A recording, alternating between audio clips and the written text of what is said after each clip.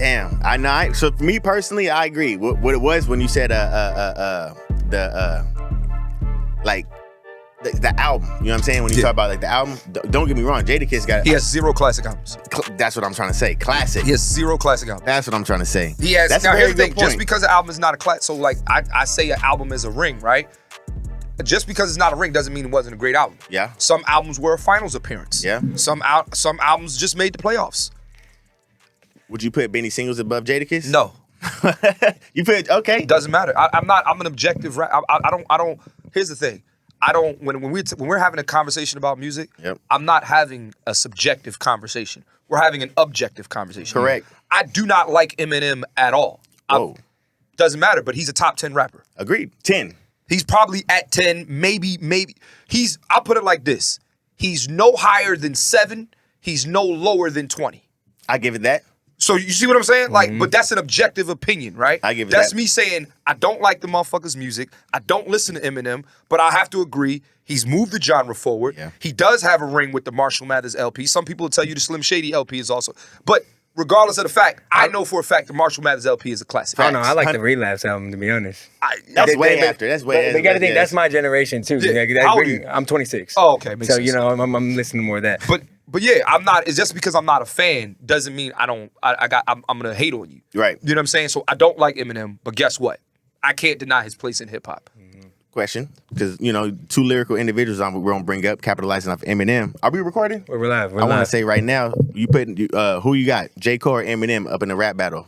Not battle rap, but like you know what I'm saying. I'm gonna say battle rap. Yeah, Eminem two different wins. things. Yeah. Lyric for lyric, who you got? J. Cole. 110% over Eminem. Over story or what? Like, what are you basing this off of? I'm basing off when we talk lyrics, right? You also have to look at it from how does the lyrics connect with you, right? Again, I just told you Eminem, I'm not a fan, right? So it's like Eminem doesn't make. You know why I don't like Eminem? I'll be honest. What it is he plays too fucking much for me. As much as he'll give me, like, and mind you, I was outside when Eminem was like at his peak, right? Mm-hmm. Yeah. As much as he'll give you a stand or he'll give you a song where he's lyrically, then he'll like do some like Batman and Robin, like that shit corny to me, dog. Switches it up, Yeah, I don't. And there's nothing wrong with that. But that's what the industry causes them to do, though. No, it doesn't. That's the thing. You don't have to do that. You choose to do that. I feel like at the end of the day, you do have to. You play some type of a puppet. You know what I'm saying? Do you? Yeah. Nas Illmatic is a classic album. There's no singles. Yeah, if you compare, but that's Nas though. And so, but you just asked me about J. Cole. He's a descendant of Nas. Did the same thing. Yeah, but that's different though. That's different though. Everybody has a different way that they, But you asked me. Go ahead. Who's better? Go ahead. Right, and my reasoning is Eminem played too much. Yeah. He not wrong for doing it, but it's like, don't say you have to do that. But but the thing is, that's what I gravitate towards Eminem. I fuck with Eminem. And that's what's I up. fuck with Eminem. He's lyrical. He's punching in no matter what. You know what you gonna get from Eminem. I don't disagree with that. But you're not listening to Eminem, G. No, Like, yeah. not just saying you, No, but yeah. like we're not listening to Eminem in the car. Like, No, I don't listen. never You will listen never to hear me Eminem hear me listening to recent Eminem at all. His last album, not listening to. But like I said, Marshall Mathers EP, Slim Shady. yeah, You know what I'm saying? I'm listening to that. That's lyrical If shit it right comes there. I never said he wasn't lyrical though. I never said that. I never said he wasn't lyrical. But then- you said I don't you think can't get mad at my opinion. you just said subjective. When you ask a question, right? You ask me a question, then you get mad like, oh man, how you gonna say that, nigga? You Yeah. asked. Yeah. You know what I'm saying? Yeah. Like, it's not that. So here's the thing. I'm not sitting here shitting on Eminem. Yep. I just told you 3 things about Eminem. Number 1, I'm not a fan. But there's always a rapper that maybe is popular that everybody's not a fan of, right? There's motherfuckers like niggas in the South don't like Nas. I can't get mad at that. They don't. There's niggas in the South, like I know people personally who think Nas is trash. Wow. So Right? But that's fine, right? Wow. Because they just don't connect. But you also can't deny his place in hip-hop history. No. So the same thing goes for Eminem. I don't think Eminem's trash. You'll never hear me say that. He's not trash. Yeah. He's lyrically, he's superior. Don't disagree with that. But you ask me who's better lyrically, Right. J. Cole or Eminem. Right. I'm telling you, for me, Yep. it's J. Cole. Yep. Not close. Yep. I think Eminem can rap. I think Eminem is great. I don't think he's trash. None of that. I don't deny anything. And like I told, as a matter of fact, I'll even go a step further, right? I told you that in my top 50, right? Eminem is no higher than 7, but he's no lower than 20. Yep. He will have his spot. No higher than 7, huh? No higher. He can't be. He's not top 5. He's not better. Yeah, you know. People, go ahead. I'm not saying I put it, but people have put Eminem top 5, and there's nothing wrong with that, right? But I can't. I'm not doing it. I'm not saying he. Listen, I'm saying he's no higher. Like, if you say he's below 20, you hating. Yeah. If you say he's high, if you say he's in your top 5, that means you just a fan. Or you ain't showing love to the people that really deserve it. Right. But my thing is, when I do this list, Eminem will be higher than J. Cole. Explaining that too, because I think the cameras weren't rolling on that. But what are you basing this off of too? So what are we talking about here? When I'm doing my top 50 list on the Music is Love Language podcast, right? That's now on Revolt. What's up, yo? Yeah, shout out to the family. Shout out to the family. When I do my top 50, I'm taking all of these things into account. Not your lyrics, your commercial success. Now, also, I break down what percentage I lean into it, right? So your commercial success is not 50% of the argument. It's probably about 5 to 10%, but it matters. When you say commercial success, that means impact, I would say. Selling records, like people knowing who you are. Like, okay, prime example, right? So we'll take somebody like Kendrick Lamar, right? Kendrick Lamar will be somewhere in the top 10, right? Not only is Kendrick Lamar put out great albums, not only has Kendrick Lamar done blah, blah, but he also has commercial success, right? Whereas somebody who also, so I take somebody else who has 2 rings who might not even make the list. Lupe Fiasco. Lupe, underrated. He has, Lupe Fiasco has 2 rings. Food and Liquor and The Cool are crazy. Is that the one Kick Push came off of? Yes. Yep. Kick Push and, I'm Kick Push. Food and Liquor and The Cool are crazy. But he gets washed. I mean, he just get washed in the thing. Yeah, but it's like, you see what I'm saying? Yeah. So it's like, I got to take your commercials somewhat into accountability. Yep. So it's your commercial success, your impact / your influence. So like, you know, how big, when you drop, right? So if Kendrick Lamar says today, I'm dropping an album tomorrow, the whole world is stopping. Not the whole world, but the hip hop community, the art, whatever, like we ready. You know what I'm saying? I'm taking in accountability your championship rings. For me, a championship ring is a classic album, right? Also, I'm taking in, did you move the genre forward? And the last thing is, can we tell the story of hip hop without you? So as much as I don't like Eminem, we cannot tell the story of hip hop without Eminem. Okay, I like that. But I can tell the story of hip hop without Lupe Fiasco. You can. This is true. Damn. That's interesting because I had it in my notes coming into this. We talk about classics. Are there classics albums being made today like there were in those days back in the day? The problem is that some albums are instant classics. You know for a fact, like, okay, September, you're 26 years old, right? How old are you? 29. 29. I like to say 30. Yet. You're not 30 yet. Yeah, right. I was doing the same thing when I was 29. So in September 11th, 2001, Jay-Z drops The Blueprint. I immediately knew this was a classic album. Immediately. Yeah. It didn't take long. Like, I heard it maybe 2 weeks before it came out, and I was like, nah, nigga, this is something special, right? And then there's albums where you say, okay, this was really good, but let's see its replay value in 10 years, right? So I'll take an album that came out in 2016, or EP. It was an EP. He calls it an EP, but to me it was an album. Chance the Rapper's Coloring Book. Oh. 2016, right? I don't know. At the time, I was like, nigga, this is fire. Yeah. Right? But I didn't know if it was a classic, right? And the only reason why I didn't know is because it was too soon to tell. Yeah.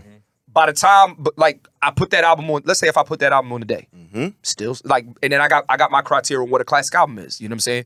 Does it move the genre forward? Impact, influence, test of time, and track listing has to be 80% or better. It has to meet 3 of my 5. If it meets 3 of my 5 criteria, you can tell me it's a classic. If it doesn't meet 3 of the 5, you can't look me in my eye and tell me it's a classic. Damn. When I say that, though, that Chance the Rapper joint, impact, yes. You know what I'm saying? Test of time, yes. Track listing, yes. You know, that's Damn 3. the whole album. That's 3 right there. Yeah. It's a classic album now. I get it. I didn't. It aged like one too. I wish a lot, but what you told us in the behind the scenes. I don't know if we want to say it on the podcast. Go ahead. But as far as like the Rolling Stones, how they come up with their top 50. Yeah. As far as people trying to figure out, like, is this how they coming up with their numbers? But no, then they don't have a. So that's the problem, right? When you're having a top 50 or when you're having a top anything conversation or you're talking about music, right? There needs to be a litmus test. There needs to be a bar. There needs to be, like, if you're arguing with me, right? I have so like you okay, promise it. We argued about Eminem, right? Yep. But I have a clear, concise point of view that you can argue with, but it's like I'm gonna always go back to, well, is it, you know what I'm saying? Nah, I'm always going to go back to this. Yep. I don't try to, like, of course there's some outliers and stuff like that. But for the most part, this is my criteria. And if you're arguing me about the criteria, that's a different story.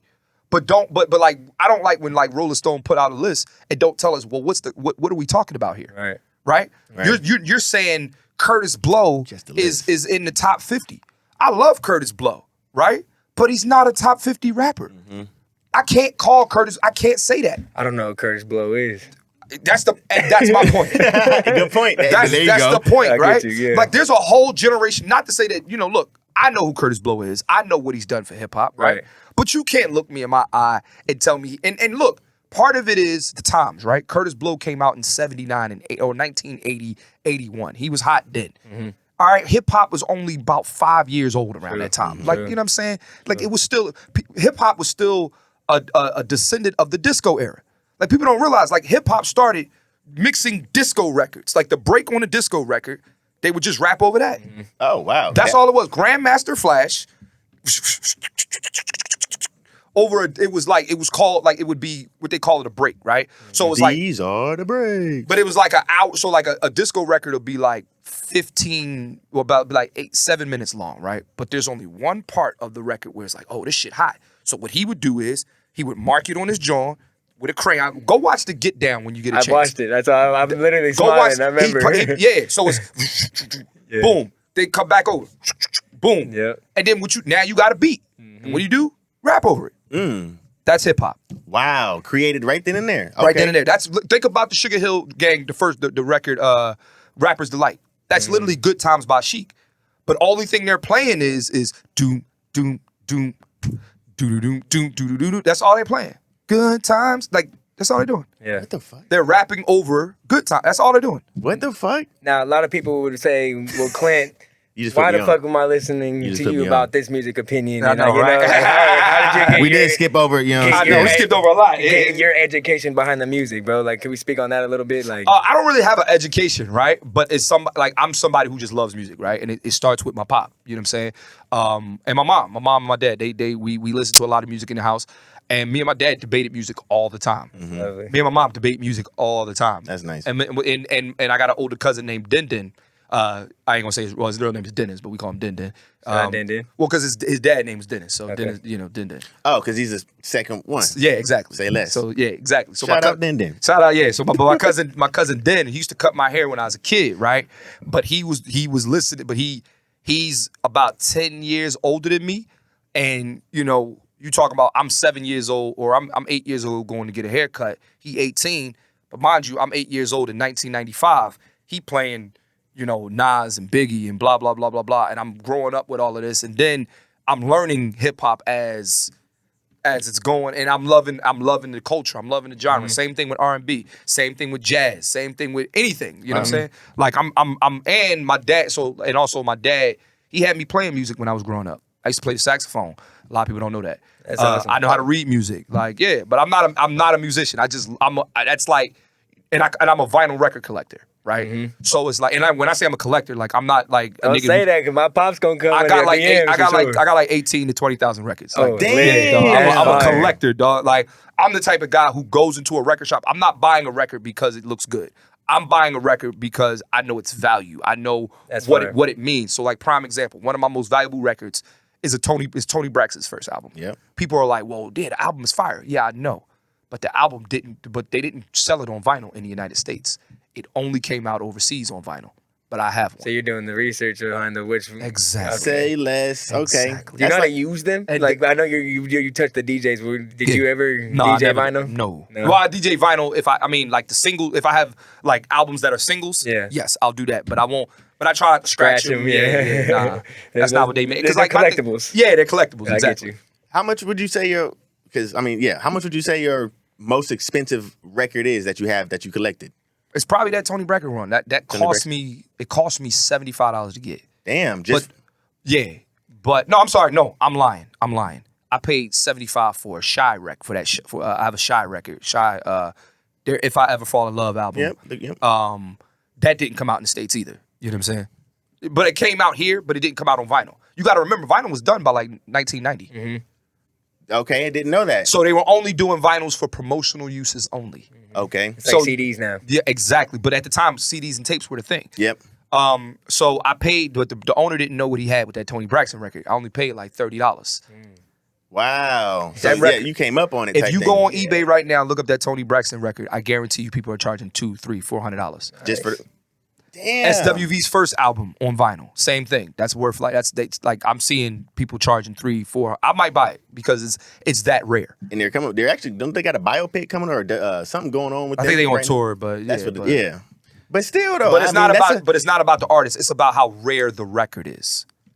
How rare the record. So like, what's another one then? Think about like The Miseducation of Lauryn Hill, right? There we go. It's not a rare record. The reason why is because they're reprinting it. So they know how great the album is. They're doing reprints. Gotcha. Certain albums weren't reprinted. So like SWV's first album was never reprinted. Tony Braxton's first album, never reprinted. You know what I'm saying? Shy's album, never reprinted. Like, we talking albums that if it doesn't get, like, same thing with, like, I'm trying to get LL Cool J's Mr. Smith, never reprinted. Because you can find records on eBay. Yeah. What's your favorite record that you've collected? Is it the Tony Braxton one? It was, yeah, just because they didn't know what I had. But also, man, I got... It's Michael Jackson? I mean, yeah, but I mean, Michael Jackson records get reprinted. All the time. True. You know what I'm saying? So... like people, you could buy a Thriller right now on Amazon for $30. You could buy Off the Wall for $30. You could buy Bad for $30. You know what I'm saying? Talking to a real collector here. I have a Earth, Wind and Fire record that was printed in 1972. That was my father's record. He gave me that. He gave me a bunch of them, but I got my father's whole record collection. Same thing with my uncle. And you got some almost 50-year-old. It is 50 years old. Yeah. Yeah. My dad graduated high school in 1972. What the hell? That's a trip. But you won't, I mean, but can you remake those records? Like, because you don't want to mess up the originals. Can you just remake them so that way you have a copy of them to scratch on? Like, how do you go about doing that? So I don't want to scratch. I mean, because like at this point, when it comes to vinyl, right, or when it comes to DJing, right, you don't have to scratch, right? I mean, you do have to scratch, but I got Serato, and you got this. So the technology has evolved to where you don't need to do it, right? There we go. It's not like I'm not collecting the albums for the music. I'm collecting the albums for the collection. You know what I'm saying? And that's something that'll never die. And they'll get passed down to my daughter and my son. And that's what they're for. It's history, right? Like, one thing that I like about albums, when you look at an album cover, right, you can see a moment in time where and what that artist was either feeling or doing. Like, and yourself too. Yeah, you can dog. Like you can, like, so like when I see certain album covers, like when I see, and again, I'm just using the Blueprint as a reference, but when I see the Blueprint album cover, like I remember like where I was when Izzo came out. I remember where I was the first time I heard Heart of the City. Like, you know what I'm saying? Like these things, like it's a moment in time. It's history on wax. Literally, yeah. At that point, where are you from, Clint? That's what I was gonna get to, because he said Dad passed him down. We're in LA right now. Like, he came. I feel like it's been a journey, right? Yeah, no. You brought up a lot of East Coast. I kind of hear I'm born and raised in Philly. Grew up in Philly. My dad, not my dad. I'm sorry, he ain't got nothing to do with it. Well, he does. I mean, he's born in Philly too.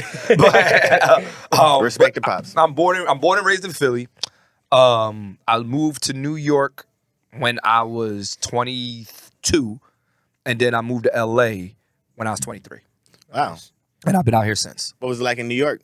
What made you want to go to New York? I mean, of course you were on the East Coast. I'm outside all this music shit we talking, right? Like, I'm probably one of the baddest motherfuckers on stage, stand-up comedy-wise, dog. Ain't too many niggas fucking with me. I'm gonna say that. Talk to my man, like, nice. I'll say it in the camera too, man. Like, we can talk all this music shit. The podcast, music is love language. But don't forget, like, my roots is I'm a stand-up comedian. You know what I'm saying? Yeah. I'm him. You know what I mean? Talk that shit. I'm him. So, so I moved up there to do stand-up. New York was hard because during the winter, man, it sucks being broke in the wintertime. Like, I was 22 years old, 23 years old. Like, I'm broke in the wintertime. Yeah. That's a bad combination. And it's cold out there. It's cold outside. Yeah. Like, so I had a real job at the time too. I was working at JP Morgan Chase at the time, right? Oh yeah. I was a financial advisor. Okay. So, I knew nothing about finance, but I lied on my resume to get the job or whatever. Because I needed a job, nigga. What the fuck? Like, I ain't mad at you. yeah, I said I'm doing it right now. I said I had a degree in finance, all that. Like, Because they ain't checking no degrees when you go in there. they never check. Bro, that's the truth. I was like, yo, man, I got a degree. I got a degree in finance. No cap. Fuck no. Where'd you say it was from? Temple.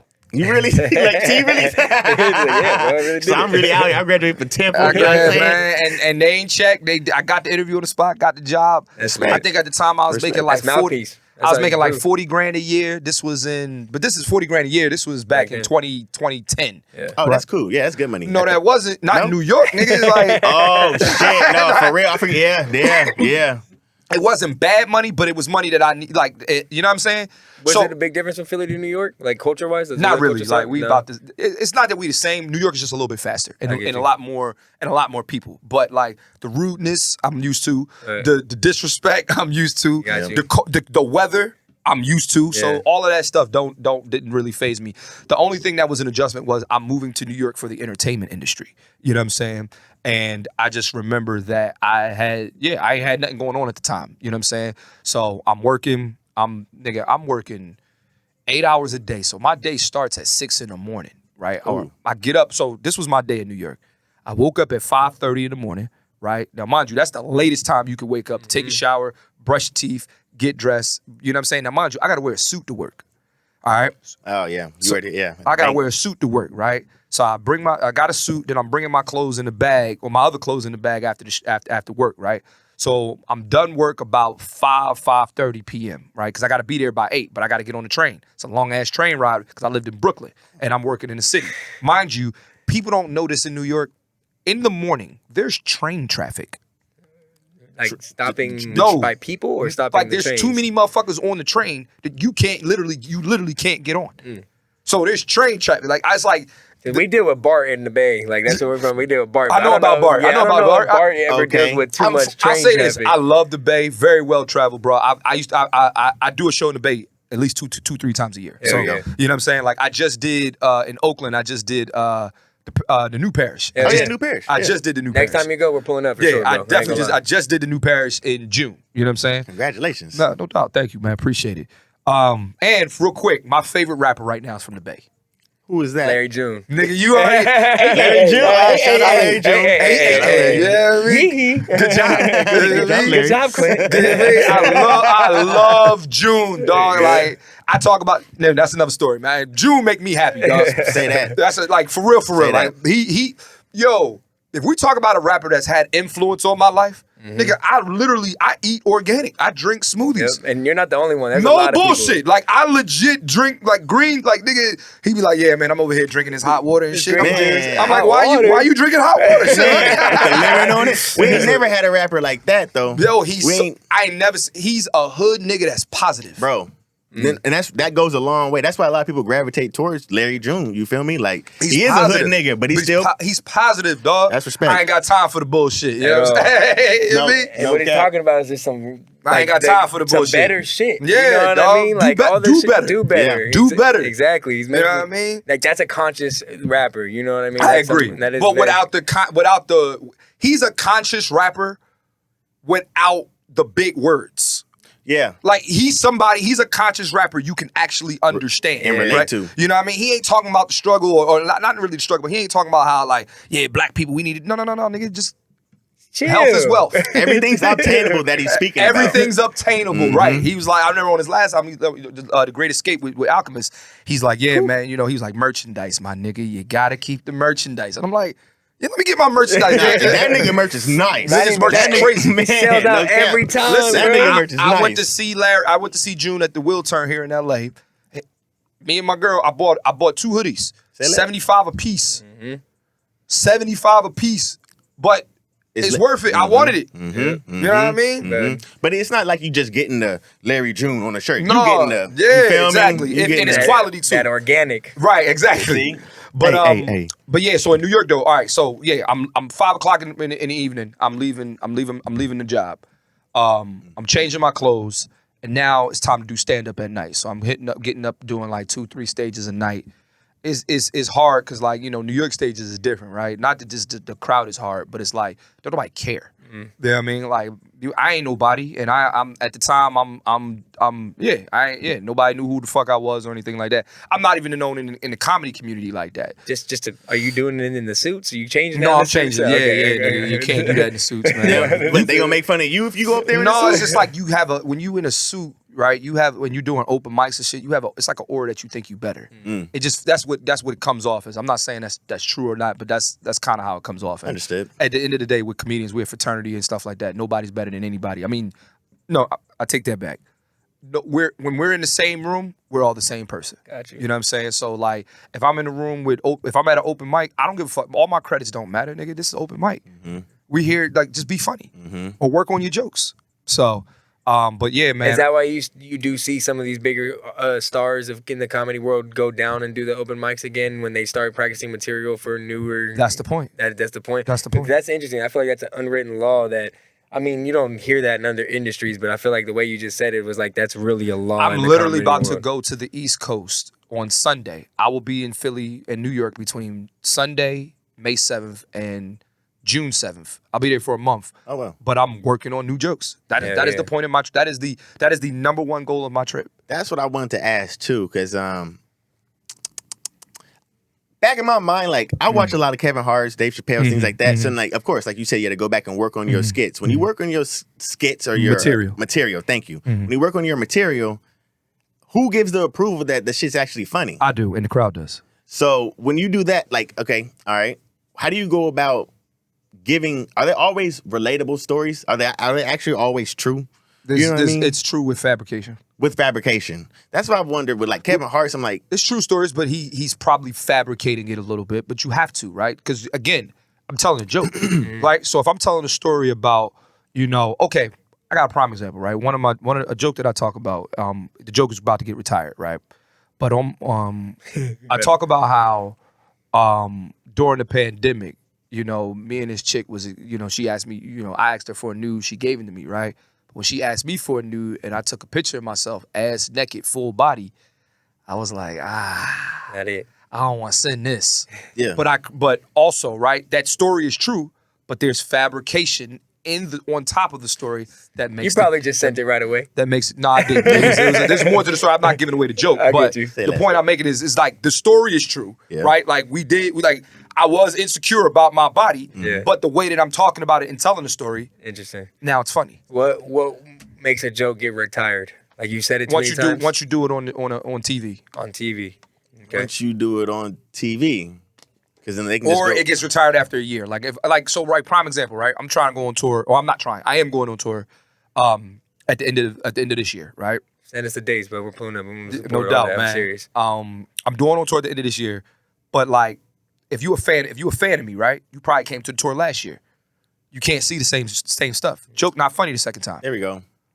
As a fan, I don't want to hear the same jokes. The joke, but like now going back to music though, that's why I envy them niggas. You could do when you go see Mary J. Blige, you want to hear the old shit. That's true. You don't want to hear the new shit. It's not even that. We're using bars in the different songs. It's easy. Yeah, like Jay-Z, he yeah, man, I got a new album dropping, and it's like because it's Jay-Z, okay, we fuck with it. Yeah. But nigga, I want to hear Jigga what, Jigga who, nigga. Like, Kingdom Come. Yeah, that's true. But with me, on the other hand, it's like, nah, nigga, I don't want to hear them old ass jokes. Like, I don't give a fuck about you being insecure about you. What's going on in your life now? Yeah. Do you think that Just Wanna Rock, just became the new anthem of Philly since you're from Philly versus the Meek Mill? That was a debate. Dreams versus Nightmares.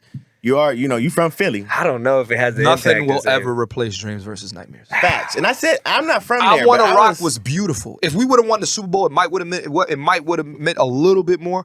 I like the song. I Wanna Rock. I just wanna rock. You know what I mean? I like but Dreams and Nightmares hits different because of the lyrics. Right. Like I Wanna Rock is a dope beat. It's a dope song. It's fun. It's upbeat. It's you know what I'm saying? Right. But nigga, when you say I used to pray for times like this. Nigga, like what? Yeah. Yeah, dog. Yeah. Like, and you gotta remember too, like, I mean, I don't know Meek, right? But I know we're the same age. And I know the people he knows the people I like. We don't know each other personally. You know what I'm saying? But Philly kind of small, you could say. It is small, but if you're in the industry or whatever, we all know each other. We try to, you know what I'm saying? So it's like, I've never had the pleasure of being around Meek or anything like that. But I relate to him in that sense or with that song because I watched him become famous. Yeah. I watched Meek become a star. Like I watched it. It happened in real time. Nappy braids and all. But I mean, I was like those DVDs or stuff like that. Like I remember watching Cassidy at Broad and Alany battle rap. Like these are like this is like I came up on that. Like I remember when Cassidy and Freeway had a battle. No diss free. And Cassidy, you know, like yeah. Cass was that man back in the day. He was, No yeah. cap. So it's like, you know, like so I say that to say when you have that kind of rapport with the city, it's hard to replace that.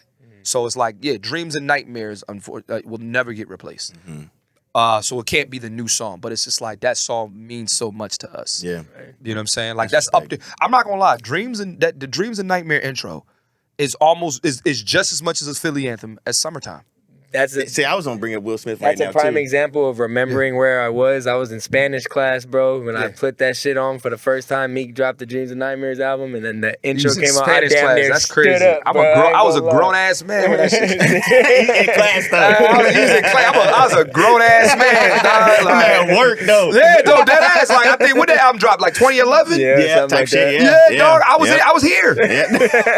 You was in LA Because at I that time. remember, because here's the thing, there was a lot of controversy around that time too with the album because I remember he did the song Amen. You know, there's some bad bitches in the building. And the Amen. preacher came out and said, and they was mad at this nigga, boy. Woo. So churches was all mad. Like, They was how mad you at doing? him. Yeah, I remember that. they was mad at him. What I was saying, speaking on New York again, what was one of the biggest lessons that New York taught you about comedy? You can't skip steps.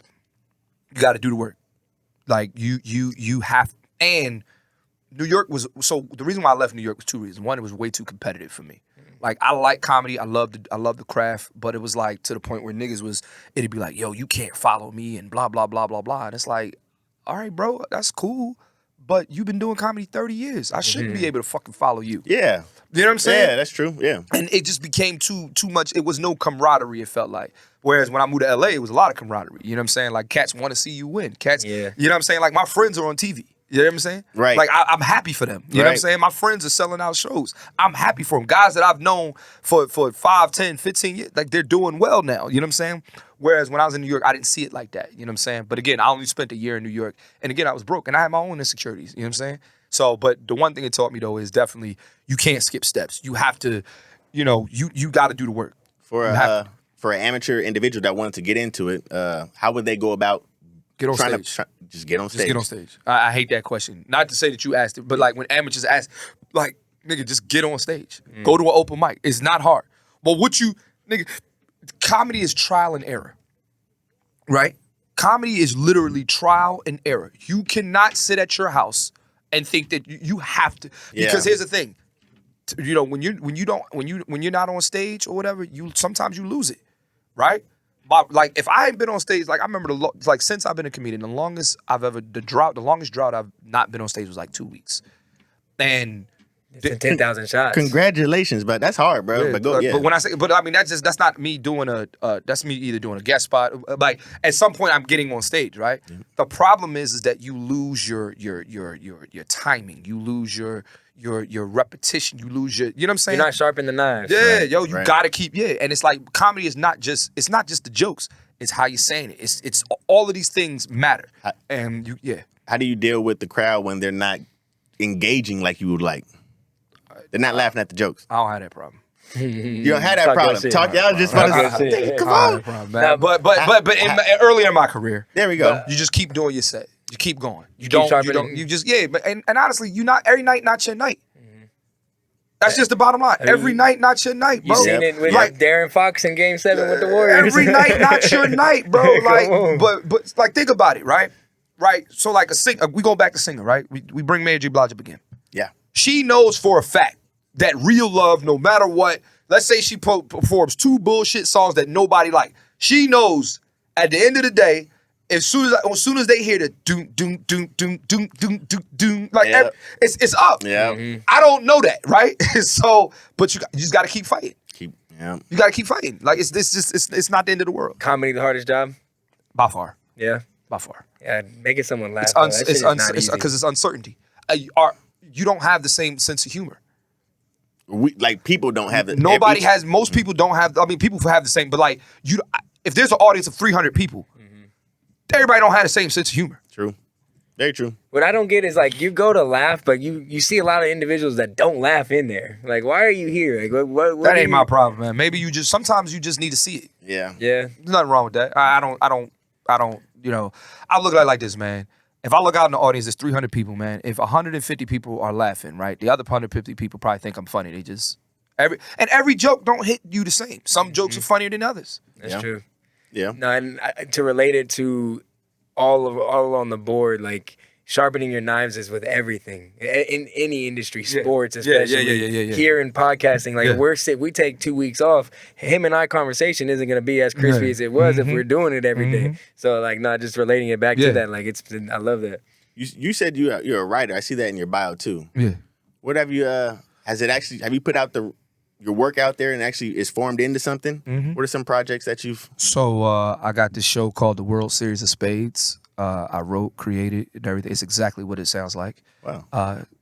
Hopefully, Revolt, if you listening, you know, we in talks right now. We'll see what happens. Pick it up. No. I mean, like, when I say we in talks, like, you get it. But we've already had 2 seasons. Our champion right now is Mekhi Phifer.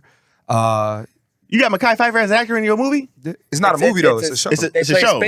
Are they playing spades? Yeah, it's the World Series of Spades. Think of poker. The World Series of Poker. It's the same spades. Can you play spades? I'm not nice at spades. I'm gonna be honest. Spades is not my game. I see what you're saying now. That's dope. Yeah, I wrote. That's my brainchild. I also have a pilot called Parents that just got picked up not too long ago. So yeah, man, I'm doing good. But going forward, like, I want to talk on comedy again. Is the competition? Because for podcasting, we're trying to build that gap, bridge that gap for it to be able to show that, hey, there isn't, it isn't competition. We can collab on shit. Is there a competition in comedy? Yeah, I mean, of course, it always is, right? Like, it's competition in everything. Same thing in podcasting, right? Like, y'all on Revolt, I'm on Revolt. Nigga, I want the #1 show. Fuck you talking about. Yeah, right? But that doesn't mean that I have to shit on y'all, or that doesn't mean that I can't collaborate with y'all. Like, look, LeBron and Steph both want to win. But next year, the Olympics is coming. I'm not saying they're playing, but they got to play together. They play together. Or who, like, you see what I'm saying? I say all that to say, there's competition, but it's friendly competition. Definitely. That's what it is, right? There's friendly competitiveness. It should be like, yeah, nigga, I want to be the best person on the show, or I'm trying to kill, or that's to me, that's in any business. It's just the how you go about it. You know what I'm saying? Like, you can be competitive and still be an adult. Right. That's the thing, right? People think competition means I can't talk to the competition. Blah. Like, think about, let's talk spades, right? I think I'm an elite spades player, right? Yeah. But at the end of the day, right? Like, once we done playing, nigga, you still my friend. Yeah. Mm-hmm. Right. I look at the same way, like when Jay-Z has those brunch meetings, all them niggas in there think they're the best fucking rapper in the world. Yeah, like Nas thinks he's better than Jay-Z. Jay-Z, like, why shouldn't he? He has. No, facts. He has to prove it. Yeah. Lil Wayne said that he is the best rapper ever. I'm not saying he's right, but he ain't 100% wrong. Agreed. He's not right. Agreed. But he's not 100% wrong. He has enough. He can definitely make a case that he's the greatest rapper to ever live. I'm not saying it's the truth. I'm saying he can. It's the same thing with the LeBron, Michael Jordan talk, right? Like, you could debate who's better, Michael Jordan or LeBron James, all day till you're blue in the face. But both athletes, same thing with Kareem, same thing with Magic, all can say, here's why I feel like I'm the greatest who ever played. Why isn't Bill Russell in that category? Because he played during a time where there wasn't that many. The basketball wasn't sophisticated then. Is that okay? That's what it is. That's the only reason. Like, it's like basketball in the '60s. Just like. Come on, man. Like, you know what I'm saying? Like, you're not, these guys did, like, most of them niggas had jobs after the season. Like, no, for real though. He wasn't playing against basketball players. He was playing against, you know what I mean? Like, and that's no diss to him. He was still the best at his era. Yep. But the reason why, and it's also, it wasn't televised. It's only when the revolution is televised, right? So think about it. Magic and Bird was the first time, like, NBA was really televised. Yeah. Don't forget, like, the 1980 NBA Finals, the Sixers versus the Lakers, was on a tape delay. That wasn't live. Jordan, we watched it in real time. Every night. Yeah. We watched it in real time. So that's the difference. LeBron, we get to watch him in real time. When I don't like Wilt scored 100. Nobody has proof of the game. Hey, no cap. I'm not saying he didn't do it. I believe he did. Right. But there's no video evidence of the game. Never thought about that shit. I never thought about that in my life. It wasn't because television hadn't come of age yet. He did it in March of 1962. Television was still in its infancy. Yep. I heard you brought up Bron, you brought up MJ. How do you feel about Kobe? Is Kobe, I just think I love Kobe, but he was diet Michael Jordan. What is LeBron? LeBron is a different type of player than Michael Jordan. Like Michael Jordan, like LeBron, LeBron is a physical specimen. He does it all too. Like, don't forget, when he ends his career, he'll be number 1 in points, he'll be top 5 in assists, and he'll be like top 10 in rebounds. Right? You see what I'm saying? Like, that's not the same. Like, Kobe Bryant was literally. I always say it's not fair for him being that his position. But it was just like Kobe was just Michael Jordan. But you're saying that I think it's a position thing. But he literally, he literally, when you watch Kobe Bryant, he's doing everything Michael Jordan. He had to say Kobe. I'm not taking nothing away from him. But you asked me why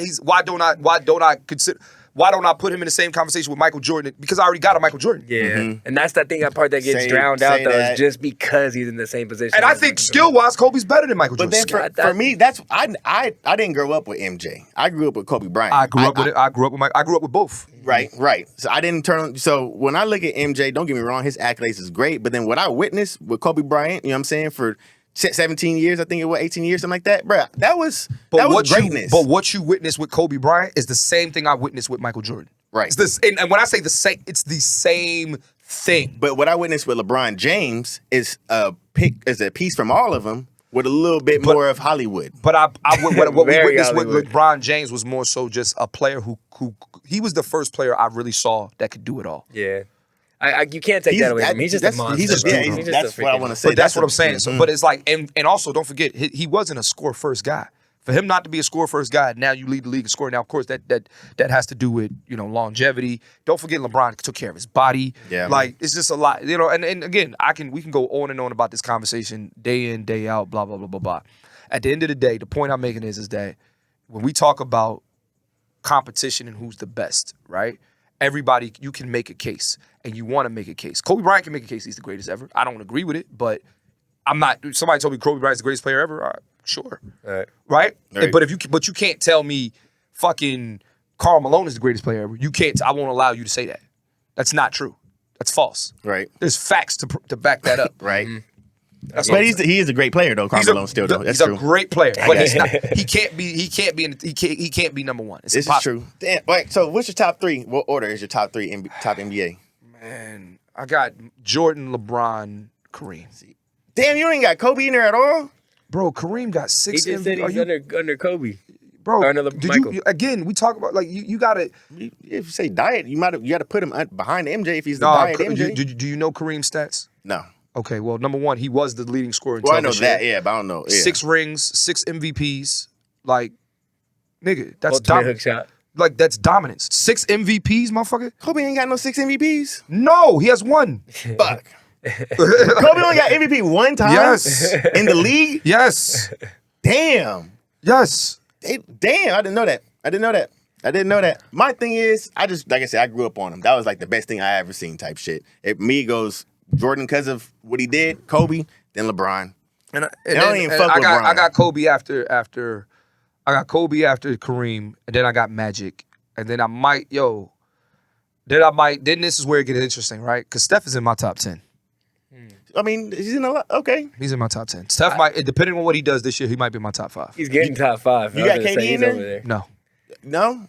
You got... KD doesn't deserve that yet. You got VC? You got Vince Carter in there? No, he's not in my top 50. No. I'm trying to think, like, T-Mac? No, he's not in my top 50. All right, now I want to know, who's your top 6? Who's your 6? Because now you got 6-man type shit. 6 is probably Steph. 6 would be Steph? Steph might be 6. Bill Russell is 6. Then Steph is 7. So Bill Russell definitely still gets then it's like, then you got like Larry Bird, you know what I'm saying? That's one motherfucker. It's Tim Duncan and like Manu Ginobili. I'm sorry. Tim Duncan is like 8, 9. Yeah, not Manu though, but Tim Duncan for sure. Dirk? I got Tim Duncan over Dirk, but I don't know. I gotta sit down with this. We'll talk about this later, but Understood. I do want to get some advice from you guys. So there's this quote, right?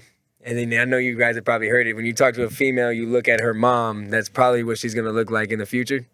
Okay. You heard about that? I heard that, yes. Yeah. Can I get your guys' opinion on that statement? Because I've heard that a couple times in the last week. And like, make sure you look at her mom.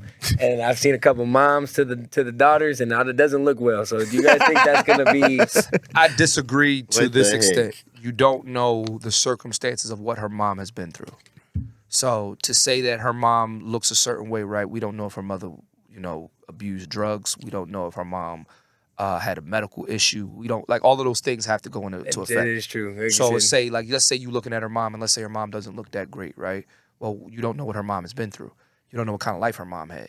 You know what I'm saying? So her mom didn't even get the treatments to be able to go do what kids you do. don't know. You just don't know the circumstance. So when you don't know a circumstance, it's kind of hard to say, man, like I'm looking at her mom and she ugly as shit. Well, nigga, maybe her mom, you know what I'm saying? That is true. That's unfair. Don't judge a book by its cover. Exactly. Yeah, because the story. But you can definitely judge that attitude. If she out here tripping, she probably got it from her fucking mama. I'm gonna say that for sure. funny. If she had a bad attitude, I blame her mama. That's funny. I'm gonna say that. But I mean, I've heard the quote though. But I ain't gonna cap at you. Like a lot of girls, because Stockton, bro. A lot of these girls do look like they mom. You know what I'm saying? Let me ask you It is this what it though: is. do you think that's the same thing that goes with niggas and they dad? Yeah. So it's interesting. We so quick to talk about women and you look like her mom, but what about your pop, nigga? What about you? I get scared every day from some of my y'all don't know y'all hairline, niggas. Y'all don't know y'all pop. Like, you know what I'm saying? Like, Say that shit. that's so it's like it's crazy. We come up with these things like when it comes to men, and we come up with these things to judge women. But it's like the moment women judge us, we get offended. We got all these criteria for women and stuff like that. But as soon as the woman says, "I want a man who makes 6 figures," now you offended. I'm offended. Just because you want, I ain't mad. But you see what I'm saying? I want a girl that makes 7. I feel like you got a solid individual in your corner to be able to speak like this right now too. It's not even just that, right? On top of me having a girl, I'm also 35, That is right? Yeah. Like at this point in my life now, Seasoned. I'm not, the things that matter to me at 26, 25 doesn't matter to me at 36, 35, 36. Yes, sir. Right? And I say that to say, think about it like this, right? Like, all right. We say, we'll say, yeah, man, I want a girl. She gotta have this. So why is it that the moment a woman says, I want this, and this, it is a problem? Now I get it. It may, for some guys, it may be delusion. Yeah. It may be like, oh yeah, you're not getting no man, because whatever. But how are you gonna be upset at what she wants? And let's be real, a lot of niggas, when it come to looks wise, you be delusional about the women you want. Because let's be real, you ain't that fine, nigga. You not that fine, bro. You fat, you out of shape, you got titties, you got a little dick. Like, come on, dog. But you got a nerve to talk about you want a fucking supermodel. Say that. You know what I'm saying? I know for a fact, man, when you dating, you know when you shooting above your fucking league. Yep. See, but what pisses me off about everything he just said, you can have all that, but if you got money, the female gonna give you the opportunity. Not true. No, you don't think so? Jay-Z said it too. There's no such thing as the ugly billionaire. It's okay. So when you got money, you have the means to look nice, right? You have the means to take care of yourself. You have the means to, and I'm not just talking about looking nice as far as buying nice clothes, right? When you have money, you have a way that you eat better, right? Like you're not put okay. I'm somebody who deals with mental health, right? And I'm very vocal about it, blah blah blah, right? But when I got a couple of dollars in my pocket, right? I can drink a smoothie, right? Because I'm ordering greens and you're more conscious of how you present yourself. So then, you know what I'm saying? Like, like right now, I'm down, I just lost 30 pounds. Fucking with Larry June? Not even just June, but it's I'm worried about things that concern me and boxing every day. I got the money to box. There you go. Say that. You know what I mean? I work out every day. I box 6 rounds a day, box 8 rounds yesterday, box 6 rounds, you know what I mean? And I wake up early in the morning to do it. There you go. You know what I'm saying? But it's like but I had the money to have a fight camp. Well, my girl got it for me. But Shout out to the, you know but the point is I got fight camp, and it's but you got money to do it. So it's it's not just about your clothes and your gear, it's about your lifestyle. Man. You know what I'm saying? When you got a couple of dollars, and I'm not rich by any means, but I'm not poor either, right? And when you got a couple of dollars in your pocket, you got the money to do some things. Right. Bottom line. Make the right decisions. Make the right decisions. That's the truth. But I'm speaking on the motherfuckers that got the money. They just some trap homies that just be, you feel me? They fat, sipping syrup, eating McDonald's every day. So why you worried about bitches? but they're pulling the bed, like you said. Are they pulling bad bitches though? Like what's that? That's another thing, right? What is a bad bitch? Just because you look good, there's a lot more that goes into that, right?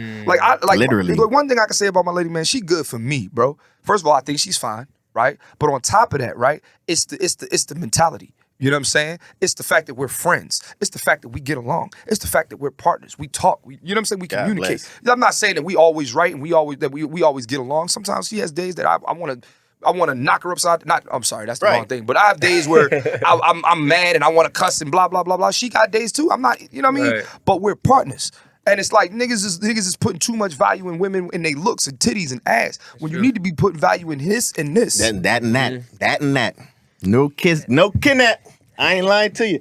Hey, I grew up thinking, I told myself, I ain't finna sit here. Why are you smiling so much over this? Because one little bit, he's soaking up game. I said this to my little brother too. It's like, don't be out here fucking around with no female you can't see yourself settling down with. Because you don't know what the hell is going to happen once you stick that up inside of her, bro. So at the end of the day, she might look good. You want to go do that? She might look good. Now you even dated a little clutcho dodo bird. But here's the thing. You can actually fuck with a chick that you're not going to settle down with, right?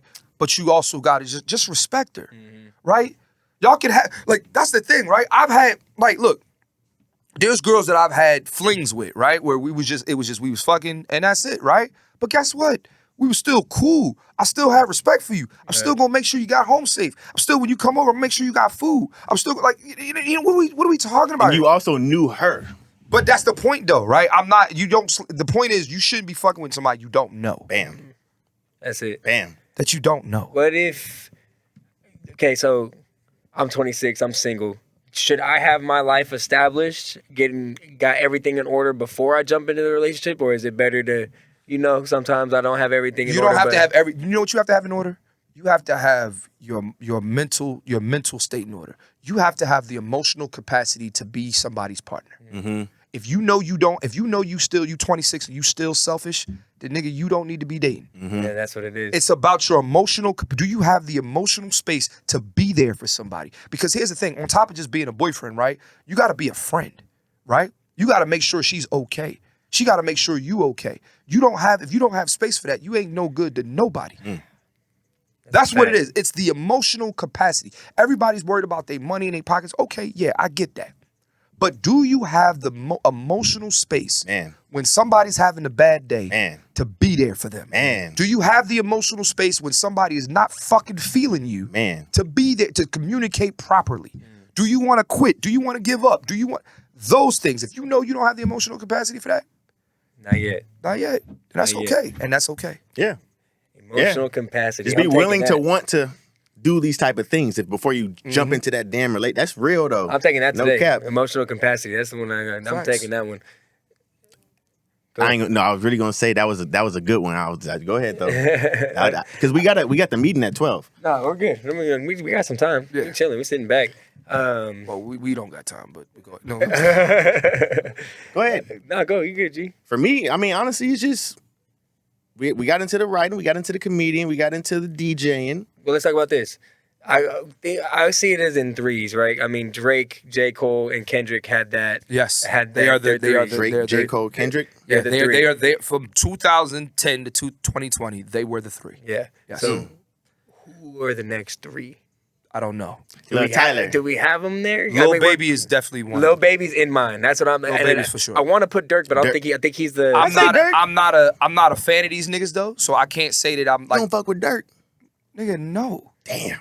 I mean, I'm objective. Like he cool, but like that's not the kind of music I listen to. Yeah. Like right, so like Dirk and Moneybagg Yo and all that other shit. Like that's not my type of rap. Yeah. You fucking Future? No, but but he's also going to be in my top 50. Yeah. Say that. Because he hits the check marks. I gotta be objective. Okay, Not a fan of Future, but I understand it. Damn, I can really talk music with like because I'm not a nigga to just say like, oh, Future trash and that's the end of it. You know what I'm saying? Yeah. Because that's not the case. Yeah, you gonna Future's doing something right. Right. doing something right. Right. Yeah. I don't gotta like Future music, but I can't deny its place. You can't tell the story of hip hop without Future. Do you feel like they should be able to use people's lyrics as incriminating not devices, but like incriminating language in courts? Absolutely. But like how? They're just storytelling. No, you're not. You're fabricating. I mean, like Slick Depending Rick's on song back in the day, if you really were to take that. If you're saying I shot a nigga in the face, like he said that. And remember Slick Rick? Well, here we go. Once in a long time. Remember once that? we talk about in Children's Story. Yeah, Children's Story. He actually. But so here's the thing, right? You're talking about Children's Story to a song called like, and I'm just making a song up, right? But a song called "Shoot That Nigga." Okay. Right, and you're talking. But my thing is But here's the thing, right? They're not bringing up your lyrics because they're incriminating you as far as you a rapper, right? But it's the lyrics on top of what you're saying outside the lyrics, right? So let's say you say, all right, these are my lyrics. And then you're also saying shit like, yeah, man, you know, my lyrics is 100% true. Damn. Oh, really? I live by this shit. Right. Oh, really? Everything I say, fans like this right now. You sure about that? That is like, true. Slick Rick said he was a storyteller. Say that. And also, like, in the story, first of all, in Children's Story, right? Like, he's talking about somebody like, I need bullets, hurry up, run. Like it's a cartoonish story. What Young Thug and all these niggas, that's not cartoon, nigga. It's making real. All right, prime example. Rick Ross. You remember these lyrics? Do you remember these lyrics? Put a molly all in her champagne. She ain't know it. Took her home and enjoyed that. She ain't know it. Ooh, damn. I didn't. That second verse, I never really heard that part. That's bad. Took her home and enjoyed it. She ain't even know it. So let me ask you this, right? If I'm a prosecutor and Rick Ross is on fucking trial, right? And I'm not saying he should be or anything, but let's say he's on trial for rape. Fans like this. Fans like this. Why say that if you didn't do that? Yeah. Because I know me, if I'm a rapper in my lyrics, I'm not saying that. Because that's not what I do. Hey. So he probably now, the song is called You Ain't Even Know It. So maybe he has put a molly in a woman's champagne, and maybe she did know it. I believe that, right? Or he had a rapport for her, right? Like, it depends, right? So like if I put a molly in my girl's champagne, she ain't even know it. Took her home and I enjoyed that. She ain't even know it. Okay, now, me and my lady, if we in a loving relationship, we love each other, I put somebody in champagne, you didn't know it. You like, why I feel so tight? Because I put a molly like, why my nipples hard? Why am I, you know what I mean? But at the end of the day, like, I know our sex is always consensual. Right. Yeah. But in out of context, that sounds like unconsensual sex. Right. That is. No, you're right. You're right. Agreed. I kind of tried to play devil's advocate, didn't work. No. It's I get it, Yep. but I see why. I'm not saying that they should be taking these rappers, but you got to see you got to see both sides of the argument. Why am Murder on My Mind? Like he's really they trying to give him the the death penalty over that shit. Who? YNW Melly. I don't know what that is. Damn. Yeah, we had a song "Murder on My Mind." Long story short, Well, did he murder somebody? Apparently he did. Yeah, and they probably have evidence that he did. the song said it all. That's why he's still Okay. Yep.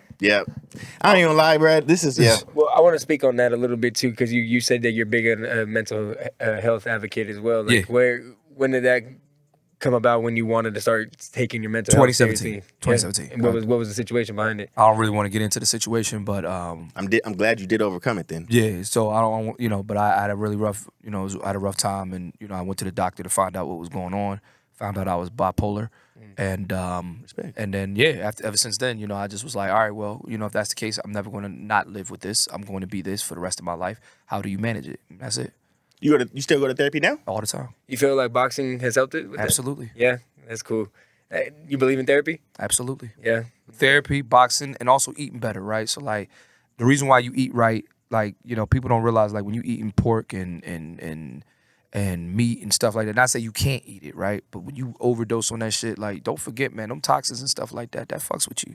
You know what I'm saying? Eat things that weren't in a stressful environment and stuff like that. You know what I'm saying? So you eating chicken and all this other shit, and these chickens was slaughtered and got the, you know what I mean? Like, and they're before they get there, they in cages and shit like that. Not saying you can't eat it. I'm saying just be conscious of when you drinking more water, when you eating more greens, your mental health. It does affect your mental health. I've seen a change in mine. Yeah. Which is why Clint doesn't listen to Future and all these young homies. I can say that.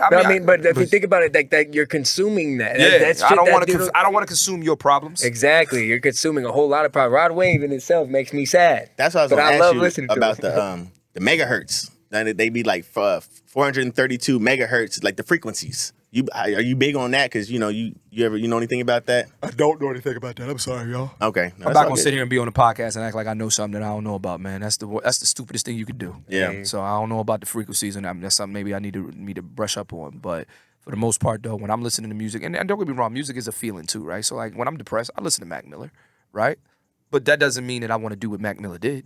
It's crossed my mind before. That's the catalyst of me wanting to get myself checked out and stuff like that. Yes, and you're still going to have those thoughts. That's the thing, right? So like, but the crazy thing is when is those thoughts off the table or less and less? So it's like now for me, maybe once a year. Great. That's not bad. Yeah. You smoke weed? Bad.